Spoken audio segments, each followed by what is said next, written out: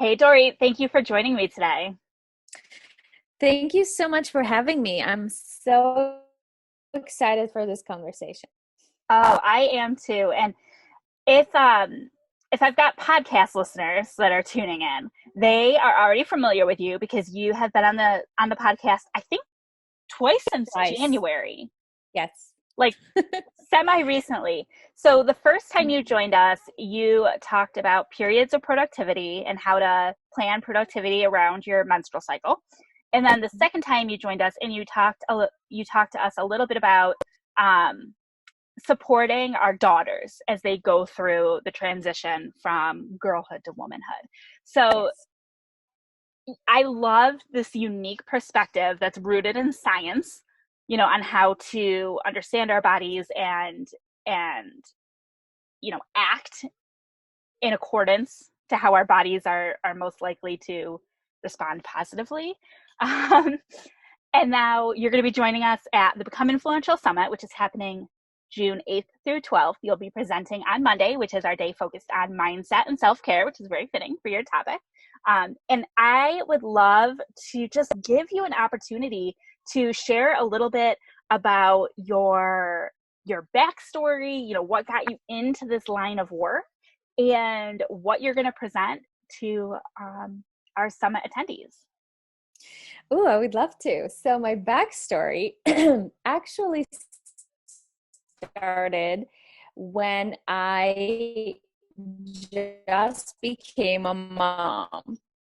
Before I became a mom, I have always wearing blazers and shaking hands.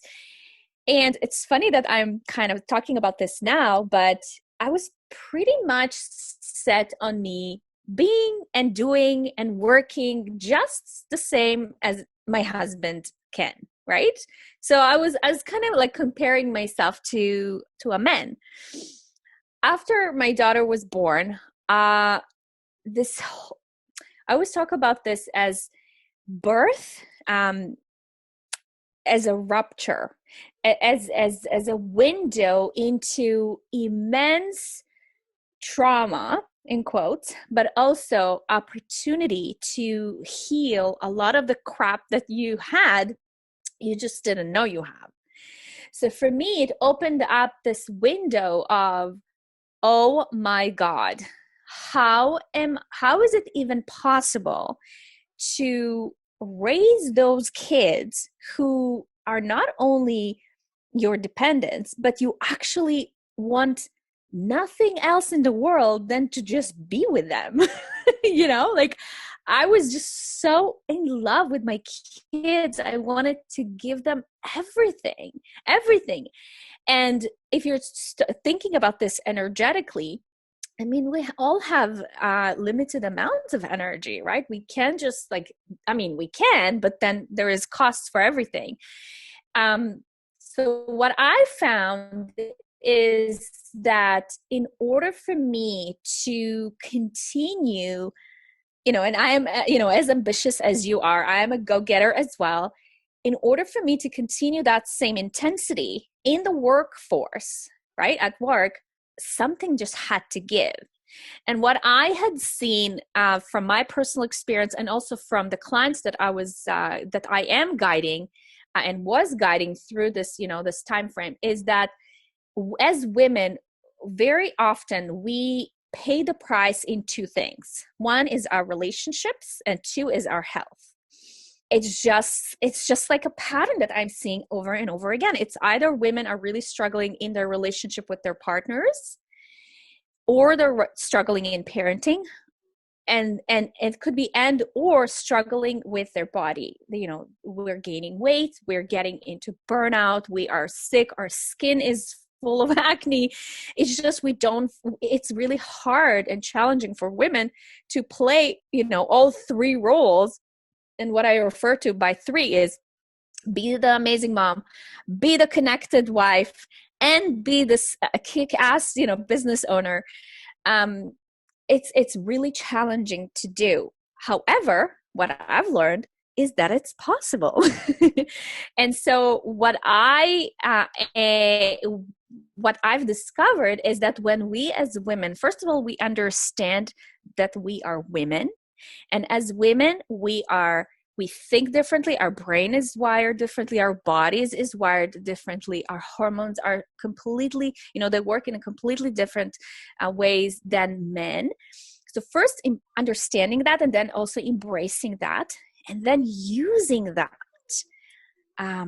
for our benefit. And so in my work, what I do is I help women to restore what I call this, I have like one word for this feeling. For me, my core desired feeling is to feel flow, to feel like I can flow, in my parenting, in my marriage, and also at work in a way that completes me, right? So I can feel whole, but not in a way that it's like I have to pay a price in order to be, to make the amount of money that I want in my business, but I have to let my parenting go. And I have to, maybe sacrifice my relationship my marriage in a certain way. So these are like my biggest, my boulders. And I had to figure out a way to work, to parent, and to love my husband, and take care of myself in a way that just makes it all flow. So my word is flow. And so I help ambitious entrepreneurial women to restore flow in their body, at home, and also at work. That's what I do. And I love that. So it sounds to me like I always use the word balance, and I do my air quotes when I talk about balance, because there's a lot of opinions about balance. I have my own as well. But I think that's the trendy word, that most people are familiar with. And it sounds to me like what you've done is redefined that concept of balance, and you call it flow. Totally. And I know there are a lot of people, especially in our world, the social media and Gary Vee and all these, people who are, by the way, men. They say that balance doesn't exist. Balance is BS. What's interesting is that in nature, like I love learning from nature, and in nature, balance very much exists, which is why all of us, each one of us strives for it. And we know, especially once we become moms, right? Work-life balance is like, oh my gosh, we're constantly searching for it. Let me just put it like real quick, kind of like interject this into here. I'm also a podcaster. And every single time I interview a guest, I ask them this question. I ask them a question at the end. What is the number one thing you are struggling with? And Meg, I think 99% of my female guests would say that managing time, managing, work-life balance, like figuring out a way how to make all of it happen. It's just very, very much real for us. So I think as women, we need to understand that balance does exist.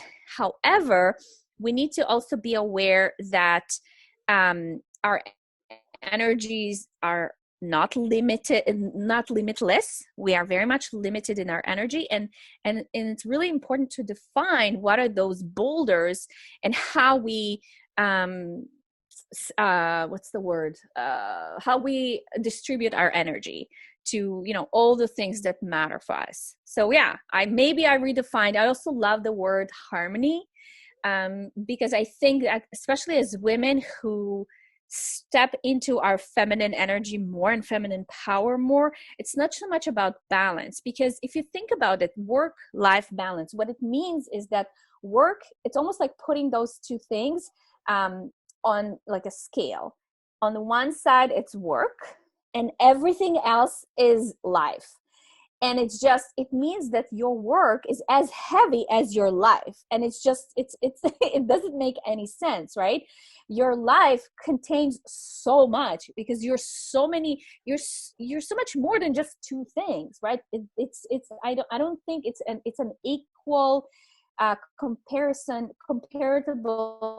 comparison between the two.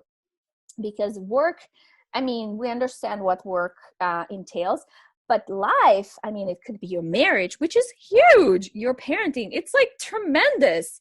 And then your self-care, in your relationship, in your community, and your spiritual part, like so many things that we group under one and we compare it with work. It's just, I think it's not the right comparison. And so, which is why I think it makes much more sense in my head to, like you said, to reframe it from balance to something that is more, I don't know, I guess feminine and more flowy and more as a harmony, as opposed to balance. And I totally agree with you, because I think balance also implies consistency, and Mm, yeah, what worked yesterday may not work today. So like yesterday may have been a really heavy work day, and today may be a really heavy family day, but that doesn't mean that either day was out of balance, as long as you feel balanced. So it's like it's totally. this constant change, which is why I love the idea of flow that you brought up.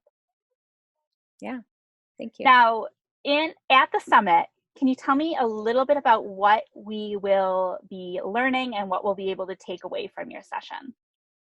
Yeah, for sure. So I've recently designed a 5-day challenge, and it's called 5 Days to Restore Your Flow. It was actually called 5 Days to Restore Flow During Quarantine. So I called it Florentine. And each one of the days was designed to help us to explore a different boulder. So the first day was all about understanding the difference between giving up and surrendering. The second day was all about understanding the law of non-resistance. The third day was all about cultivating a really connected relationship with our children. I spoke a lot about homeschooling and how to design a play inducive environment for our kids, especially during quarantine. I feel like it's I mean, we're all with the kids at home. And then fourth day we talked about how to cultivate flow in our marriages.